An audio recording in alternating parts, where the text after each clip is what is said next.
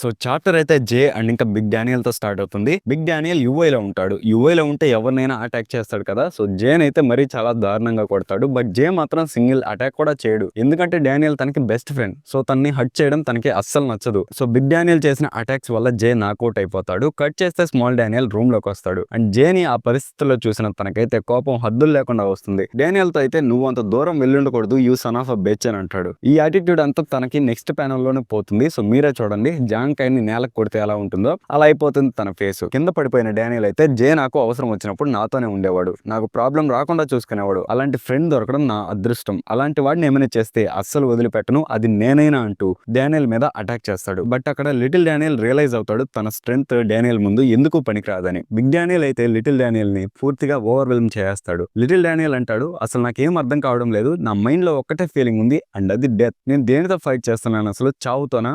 అయినా చావుకు ఎదురుగా నేనేం చేయగలను, ఒకవేళ ఇక్కడి నుంచి పారిపోతే అని తన మైండ్ లో అనుకుంటూ ఉంటాడు. ఇంతలో గన్ పార్క్ చెప్పిన వర్డ్స్ అయితే గుర్తొస్తాయి.